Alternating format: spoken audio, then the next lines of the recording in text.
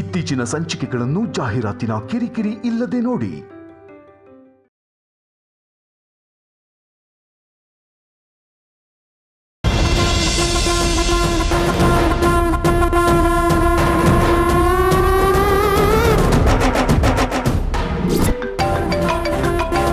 ಹೇಳಿ madam. Road ಮಧ್ಯೆ ಒಬ್ಳು ಹೆಂಗಸು ನಡ್ಕೊಂಡ್ ಬರ್ತಿದ್ದಾಳಲ್ಲ? ಹಾ ಹೌದು ಮೇಡಮ್. ಅವಳಿಗೆ ಆಕ್ಸಿಡೆಂಟ್ ಮಾಡೋ ತರ ನಟಿಸ್ಬೇಡ, ಗುದ್ದು ಬಿಡು. ಕಾಲೋ ಕೈಯೋ ಹೋದ್ರೂ ಪರವಾಗಿಲ್ಲ. ಓಕೆ ಮೇಡಮ್, ಹಾಗೆ ಮಾಡ್ತೀನಿ.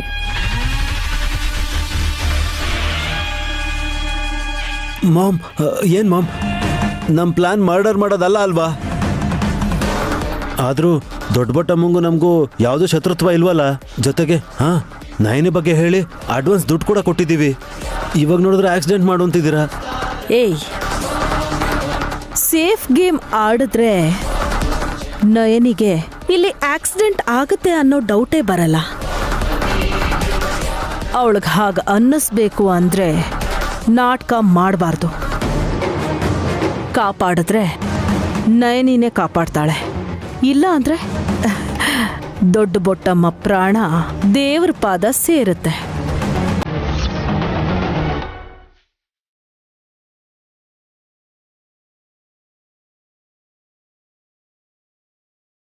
ಬೇಗ ಹೋಗಿ ಯಜಮಾನ್ರೆ.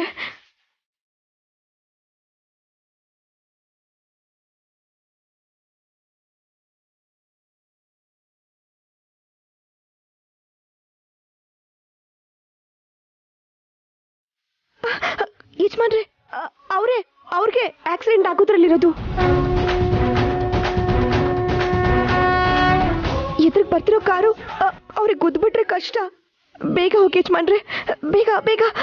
ಓಕೆ ನೈನಿ, ನೀನ್ ಟೆನ್ಷನ್ ಮಾಡ್ಕೋಬೇಡ, ನಾನು ಓಡಿಸ್ತಿದ್ದೀನಲ್ಲ. ಅಲ್ಲಿದ್ದಾರೆ ನೋಡಿ. ಏಯ್ ವಲ್ಲಭ, ವಿಶಾಲ್ ಅವ್ರು ಬರ್ತಿದ್ದಾರೆ, ನೋಡಿದ್ಯಾ? ಮಾಮ್, ಸ್ಪೀಡಾಗಿ ಹೋಗ್ತಿದ್ದಾರೆ ಮಾಮ್. ದೊಡ್ಡ ಬೊಟ್ಟಮ್ಮ, ನೀನು ಇರ್ತೀಯೋ ಸತ್ ಹೋಗ್ತೀಯೋ? ಶ್ರೀ ಆಂಜನೇಯಂ ಪ್ರಸನ್ನಾಂಜನೇಯಂ, ಶ್ರೀ ಆಂಜನೇಯಂ ಪ್ರಸನ್ನಾಂಜನೇಯಂ, ಶ್ರೀ ಆಂಜನೇಯಂ ಪ್ರಸನ್ನಾಂಜನೇಯಂ, ಶ್ರೀ ಆಂಜನೇಯಂ.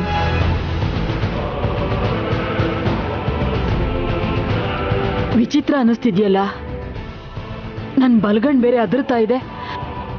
ನಿಜವಾಗ್ಲೂ ಇದು ನಾಟಕನಾ ಇಲ್ಲ ಇವನು ಕುಡ್ದ್ಬಿಟ್ಟು ಓಡಿಸ್ತಾ ಇದ್ದಾನಾ?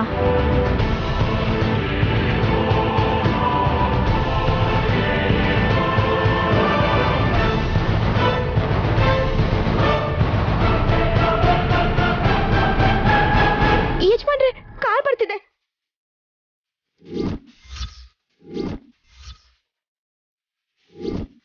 ಯಜಮಾನ್ರೆ,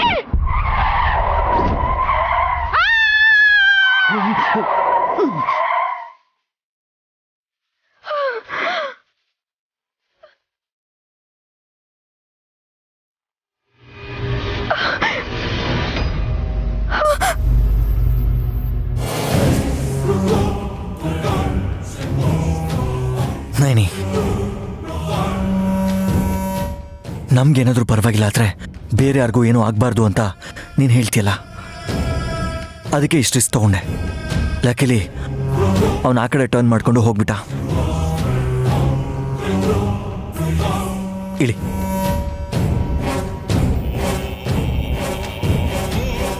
ಏನಮ್ಮ, ನಿಮ್ಗೇನು ಆಗ್ಲಿಲ್ಲ ತಾನೆ?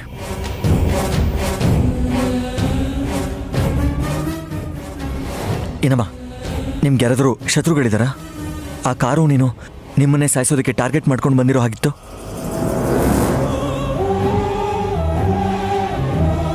ನನ್ನವರು ಅಂತ ಯಾರು ಇಲ್ಲಪ್ಪ, ಶತ್ರುಗಳೆಲ್ಲಿರ್ತಾರೆ?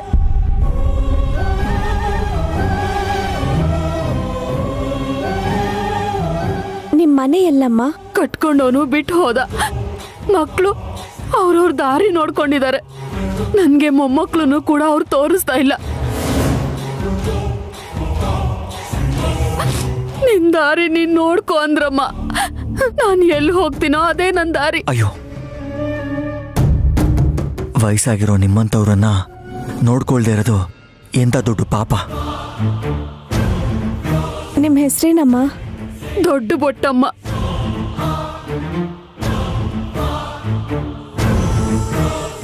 ವಿಚಿತ್ರವಾಗಿದ್ದಿಲ್ಲ ಹೆಸರು.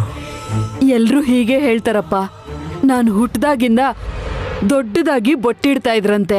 ನನ್ಗೂ ಅದೇ ಅಭ್ಯಾಸ ಆಗೋಯ್ತು. ಈಗ ಅದೇ ಹೆಸರಲ್ಲಿ ಕರೀತಾರೆ. ಒಳ್ಳೇದು. ಹೆಸರಲ್ಲಿ ಏನಿದೆ ಬಿಡಿ. ನಮ್ಮ ಮನೆಗೆ ಬರ್ತೀರಾ? ನನ್ನ ಮಕ್ಕಳನ್ನ, ಹಾಸಿನಿ ಅಕ್ಕನ ಮಗನ್ನ, 3 ಮಕ್ಕಳನ್ನು ನೋಡ್ಕೊಳ್ಳಿವ್ರಂತೆ.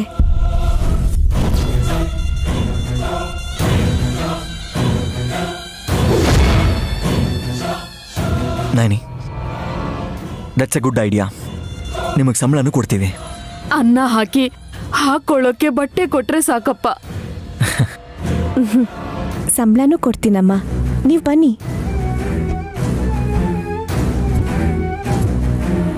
ಯಾರೂ ಇಲ್ಲ ಅಂತ ಅನ್ಕೋಬೇಡಿ, ನಾವಿದ್ದೀವಿ. ಬನ್ನಿ ಬನ್ನಿಮ್ಮ. ಹಾ,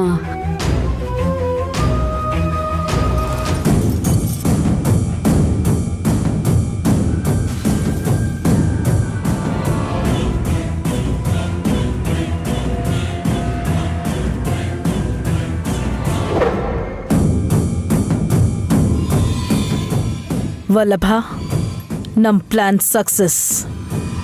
ವಿಶಾಲ್ ಅವರು ಆಫೀಸ್ಗೆ ಹೋಗಿ ಸೈನ್ ಹಾಕಿ ಬರೋ ಅಷ್ಟರಲ್ಲಿ ನಾವು ಮನೇಲಿರ್ಬೇಕು. ನಡಿ.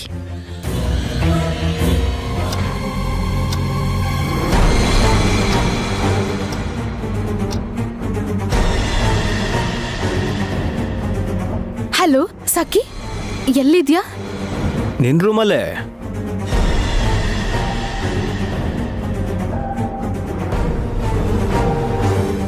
ಕೋಳಿ ಬುದ್ಧಿ ಕಡೆ ನಿಂದು.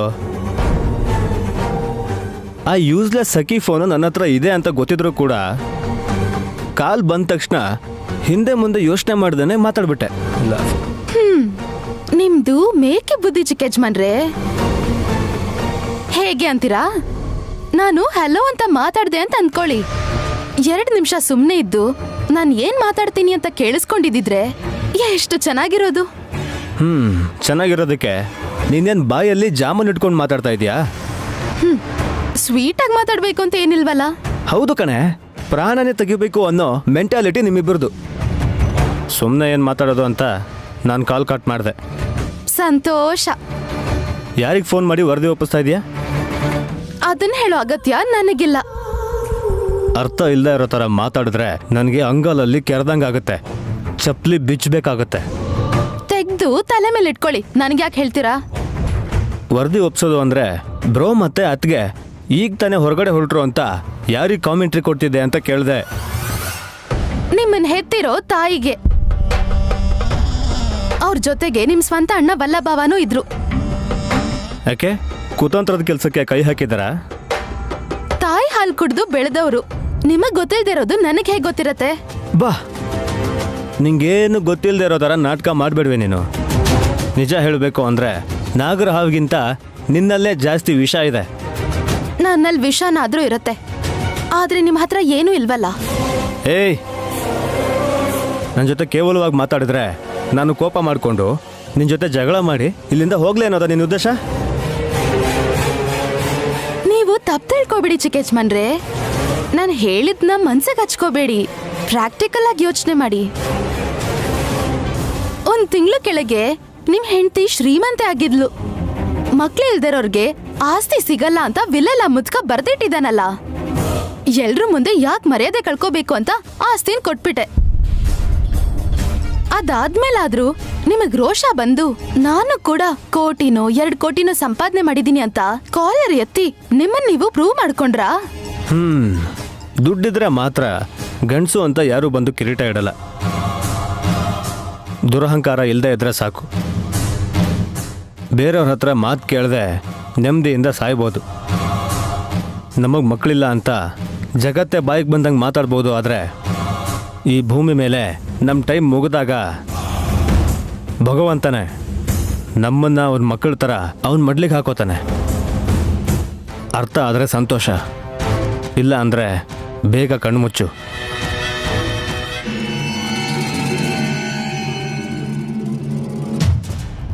ಈ ಮನೆಗಿನ್ನೊಂದು ಮಗು ಕೊಡೋವರೆಗೂ ನನಗ್ ನೆಮ್ಮದಿ ಇರೋದಿಲ್ಲ ಚಿಕ್ಕ ಯಜಮಾನ್ರೆ.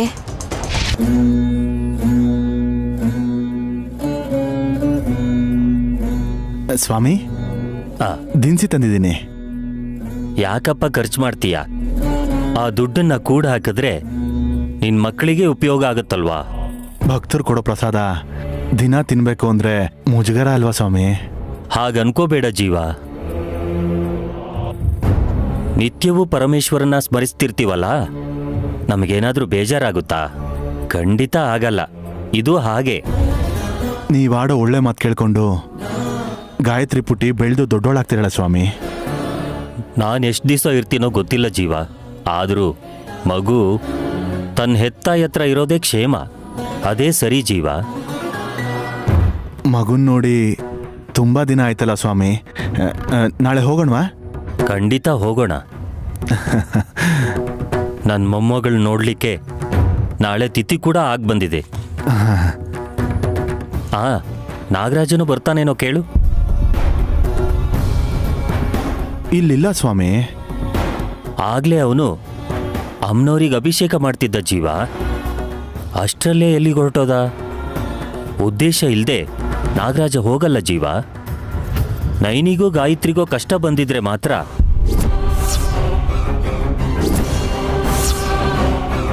ಅದೇನ್ ಸ್ವಾಮಿ ಹಾಗೆ ಹೇಳ್ತಾ ಇದ್ದೀರಾ? ತಾಯಿ ಅಥವಾ ಮಗುಗೆ ತೊಂದರೆ ಆಗೋದಿದ್ಯಾ? ನಾನು ಹೇಳ್ತಿರೋದು ಹಾಗಲ್ಲ ಜೀವ. ಆದ್ರೆ ನಾಗರಾಜ ಇಲ್ಲಿಂದ ಹೋಗಿದ್ದಾನೆ ಅಂತಂದ್ರೆ ಏನಾದ್ರೂ ಕೇಡಾಗ್ಬೋದೇನೋ ಅಂತ ಒಂದು ಅನುಮಾನ ಅಷ್ಟೇ. ನಾಳೆ ನಯನಮ್ಮನ್ ನೋಡ್ತೀವಲ್ಲ, ಎಲ್ಲ ವಿಷಯನೂ ಗೊತ್ತಾಗತ್ತೆ ಬಿಡಿ ಸ್ವಾಮಿ. ಸರಿ ನಡಿ. ಸರಿ.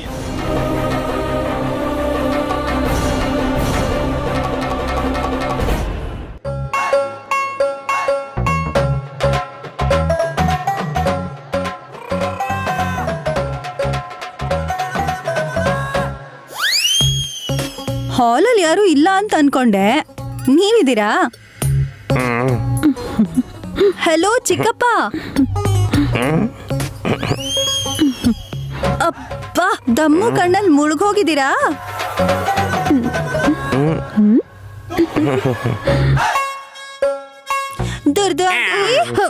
ಯಾಕಮ್ಮ ಇವಾಗ ಯಮನ ಕರಿತಾ ಇದ್ಯಾ? ಎಷ್ಟು ಭಯ ಆಯ್ತು ಗೊತ್ತಾ? ಆಗ ಬೆನ್ನನ್ನ ಹೀಗೆ ಬಗ್ಗಿಸಿ ತಬಲಾ ಬಾರಿಸ್ದ ಹಾಗೆ ಹೀಗೆ ಹೀಗೆ ಹೀಗೆ ಮಾಡ್ತಿದ್ಯಾ? ಸಾಕ್ ನಿಲ್ಸಯ್ಯ ನಂದೀಶ. ನನ್ ಗಂಡನ್ ಹೊಡೆದ್ ಸಾಯಿಸ್ಬಿಡ್ತೇನು? ನನ್ನ ಹೆಂಡತಿ ಕೂಡ ಯಾವತ್ತೂ ಈ ತರ ಹೊಡೆದಿಲ್ಲ ಗೊತ್ತಾ ನಿಂಗೆ? ಅಮ್ಮ ಮೂಳೆ ನೋಯ್ತಾ ಇದೆಯಪ್ಪ ಅಮ್ಮು? ನನಗೆ ಮೂಳೆನೇ ಇಲ್ಲ ಡಮ್ಮು. ನನ್ನ ಬಾಡಿ ಸ್ಪಾಂಜ್ ತರ ಇದೆ ಗೊತ್ತಾ? ಆ ತರನಾ? ಹಂಸ ನೀರಲ್ಲಿ ತೇಲೋ ಹಾಗೆ. ಅದೇ ಅದೇ ಅದೇ ಅದೇ. ಚಿಕ್ಕಪ್ಪ ಮೇಲೇನೆ ಉರುಳ್ತೀಯ ಹೇಗೆ ಧಮಕ? ಗೊತ್ತಿಲ್ವೇ ಹಾಸ್? ಮೂಗ್ದಾರ ಇಲ್ದೇರೋ ಎತ್ತಿನ ತರ ಇವನು, ಎಲ್ಲ ಮರ್ತಿರೋ ಭಾಮೆ ತರ ಇವಳು. ಏನೋ ಒಂದು ಮಾಡಿ ಕೊನೆಗೆ ನನ್ನ ಹರ್ಷಣ ಕುಂಕುಮ ಅಳಿಸೋ ತರ ಇದ್ದಾರೆ.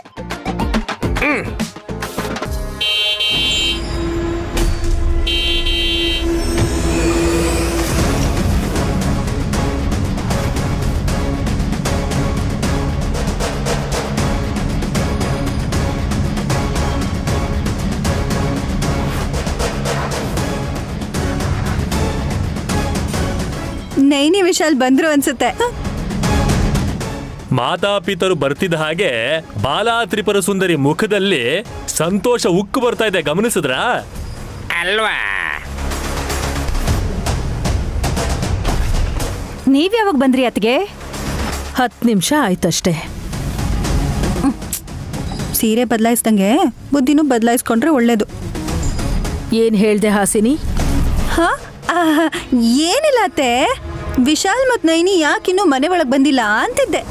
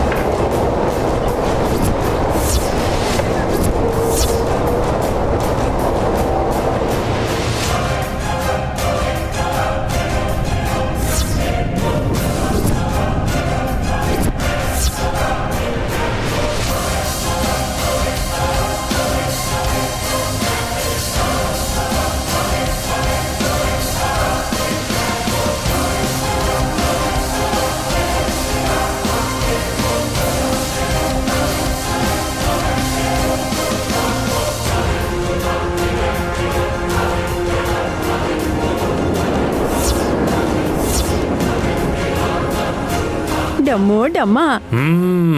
ಹರ ಸರ್ಪಹಾರ ಚಿತಾಭೂವಿಹಾರಂ.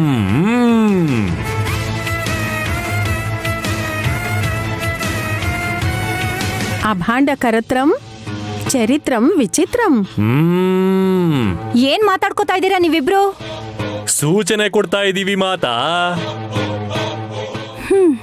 ಅರ್ಥ ಆಗದೆ ಚಿಕ್ಕಪ್ಪ ಮತ್ ನನ್ ಗಂಡ ಕರ್ಚಿಫನ್ ತಲೆ ಕಟ್ಕೋತಾರೆ. ನನ್ಗೆ ಅರ್ಥ ಆಯ್ತು. ಏನದು? ಬುದ್ಧಿ ಇಲ್ದಿರೋರ್ ಬಗ್ಗೆ ಯೋಚಿಸೋದು ವ್ಯರ್ಥ ಅಂತ.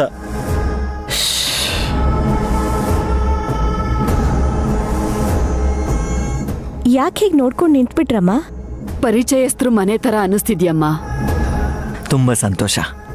ಬನ್ನಿ ಒಳಗ್ ಬನ್ನಿ.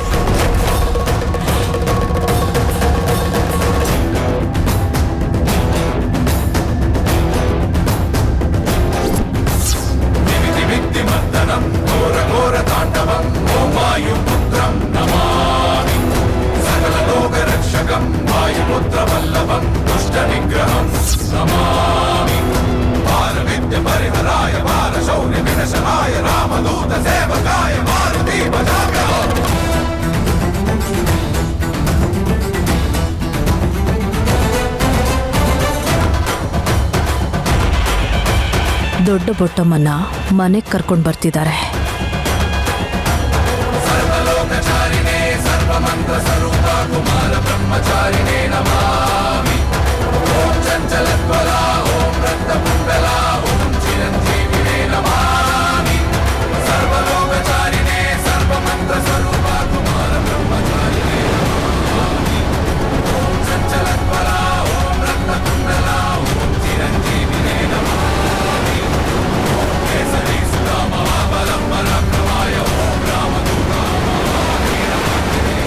ನೋಡು ಗಾಯತ್ರಿ, ಅಮ್ಮ ಬಂದು ಇಲ್ಲೇ ಬಂದೇ ಬಿಟ್ರು. ಅಮ್ಮನ ಜೊತೆ ಅಜ್ಜಿ ಕೂಡ ಬಂದಿರೋ ಹಾಗಿದ್ಯಲ್ಲ. ಶ್ಯಾಮಲಮ್ಮ ಅಲ್ಲ ಕಣೆ, ನಿನಗೆ ಕನ್ನಡಕ ಬಂದಿರಬೇಕು. ಚಿಕ್ಕಮ್ಮ, ಇವ್ರ ಹೆಸರು ದೊಡ್ಡ ಬೊಟ್ಟಮ್ಮ. ಹೆಸರಿಗೆ ತಕ್ಕ ಹಾಗೆ ಬೊಟ್ಟು ಕೂಡ ದೊಡ್ಡದಾಗೆ ಇದೆ. ಮಾಮ್, ಇನ್ಮೇಲಿಂದ ಮಕ್ಕಳನ್ನ ನೋಡ್ಕೊಳ್ಳೋ ಅಂತ ಆಯಾ ಥರ ಇರ್ತಾರೆ ನಮ್ಮ ಮನೇಲಿ. ಓ ಹಾಗ? ಹೌದಮ್ಮ.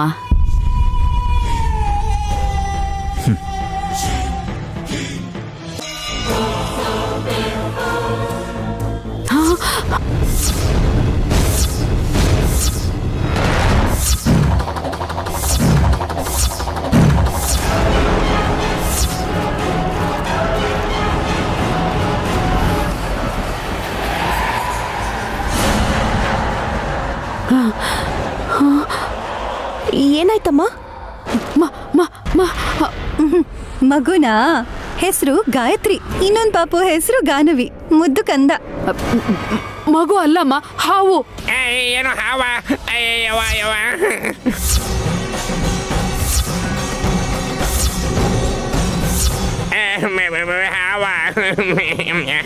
ಅವಳನ್ನ ಯಾಕ್ರಿ ಹಿಡ್ಕೊಂಡಿದ್ದೀರಾ? ಬೇಕು ಅಂದ್ರೆ ನನ್ನ ಹಿಡ್ಕೊಳ್ಳಿ. ನನಗೇನ್ ಬೇಕು ಅಂದ್ರು ನೀನ್ ಕೊಡಲ್ವಲ್ಲೇ? ಹಾವು ಬಿಡ್ತೀನಿ ರೀ ನಿಮ್ಗೆ. ಸ್ವಲ್ಪ ಇರಿಯತ್ತೆ. ಏನಮ್ಮ ಹಾವು ಅಂತಿದ್ದೀರಾ? ಎಲ್ಲಿದೆ? ದಾರಿಲ್ ಕಾಣಿಸ್ಕೊಂಡಿದ್ ನಾಗರಾಜ ಆಗ್ಲೇ ಹೊರಟೋದ ಅಲ್ವಾ ಯಜಮಾನ್ರೆ?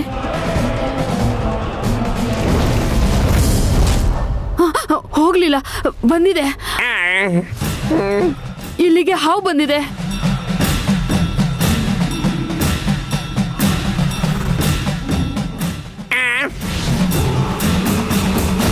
ಇಲ್ಲಿಗೆ ಬಂದಿದ್ರೆ ಕುಡ್ದಿರೋ ಹಾಲನ್ನ ಅರ್ಗಿಸ್ಕೊಳಕ್ಕೆ ಆ ಕಡೆ ಈ ಕಡೆ ಓಡಾಡ್ತಿರುತ್ತೆ. ವ್ಯಂಗ್ಯ ಮಾಡಬೇಡ. ದೊಡ್ಡ ಬೊಟ್ಟಮ್ಮ ಹಾವಿನ ವಾಸನೆ ಕಂಡು ಹಿಡಿತಾಳೆ.